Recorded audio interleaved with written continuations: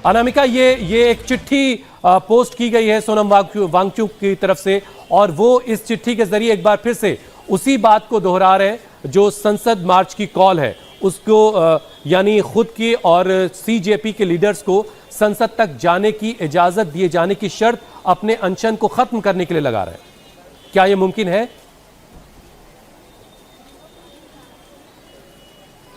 बिल्कुल हुसैन, ये बिल्कुल मुमकिन नहीं है क्योंकि धारा 163 लागू है। संसद का मॉनसून सत्र चल रहा है और यहाँ पे चेतावनी आप देखिए लगा दी गई है कि यहाँ भारतीय नागरिक संहिता धारा 143 लागू कर दी है, यानी 5 से ज्यादा अधिक व्यक्तियों को इस इलाके में खड़े होने की, जुटने की, प्रदर्शन करने की कोई इजाजत नहीं है।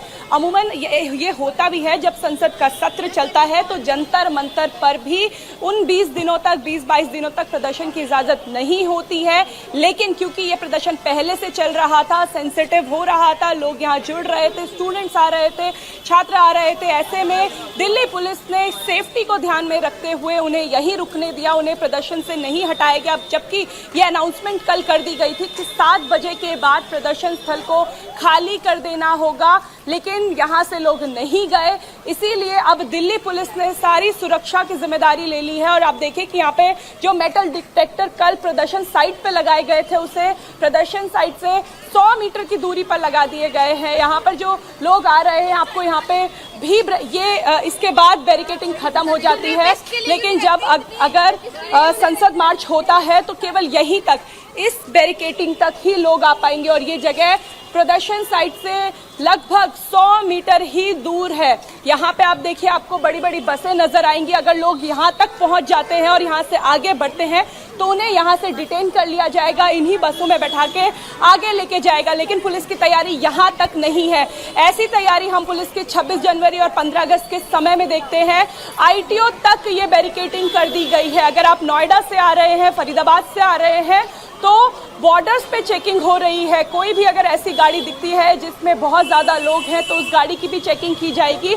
लेकिन जो आम लोगों का जनजीवन है वो सामान्य रूप से चल रहा है। आप देखेंगे कि गोल चक्कर में जो लोग ऑफिस जा रहे हैं या फिर यहाँ पे अक्सर आया करते हैं, उन पे कोई पाबंदी नहीं लगाई है। पुलिस पे ये भी जिम्मेदारी है कि इन लोगों को ये ट्रैफिक जो है वो रुके नहीं, ट्रैफिक सुचारू रूप से चलते रहे, लेकिन कोई रकस भी ना हो। अगर कोई रकस होता है तो उसे हैंडल करने के लिए पुलिस ने हैवी डिप्लॉयमेंट करके रखा है। अनामिका, हम तस्वीरों में देख पा रहे हैं चंद्रशेखर आजाद वो पहुंचे हुए हैं। इसके अलावा कौन कौन और नेता इस वक्त वहां पर मौजूद है जो धरना स्थल पर है? जरा सुन लेते हैं चंद्रशेखर को।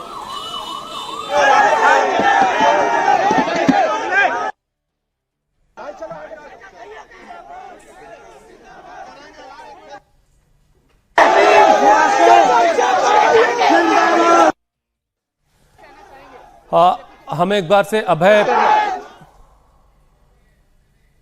पहुंचेंगे जी। जो एक चिट्ठी पोस्ट की गई सोनम वांगचुक की तरफ से, उसके बारे में, उसकी जो शर्तें हैं उसके बारे में युवा होने के नाते युवाओं का दर्द समझता हूं और आज उन युवाओं की आवाज बनने के लिए, उनके साथ खड़े होने के लिए यहाँ हूँ, क्योंकि उनके साथ अन्याय हो रहा है और सरकार सब कुछ अपनी आंखों के सामने होने दे रही है। अन्याय करने से ज्यादा अन्याय सहना दोषी होता है। मैं दोषी नहीं हूँ, मैं एक भारतीय युवा हूँ जिसको पता है कि युवाओं के लिए खड़ा होना। आज नहीं खड़े होंगे तो कब खड़े होंगे? संसद का मानसून सत्र भी शुरू हो रहा है। संसद में भी खूब लड़ाई लड़ी जाएगी।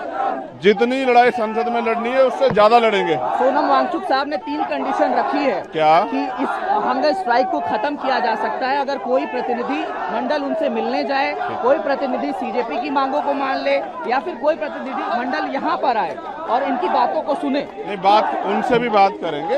अभी पहले आज ये वाला कर लें, फिर उस पर भी बात करेंगे। पहले आज ये प्रोटेस्ट देख लें, कैसे लीड करना है, कैसे इसको चलाना है, कैसे लीड कर रहे हैं वो लोग। पहले इस पे काम कर लें, उसके बाद वो नेक्स्ट स्टेप है। बहुत शुक्रिया चंद्रशेखर।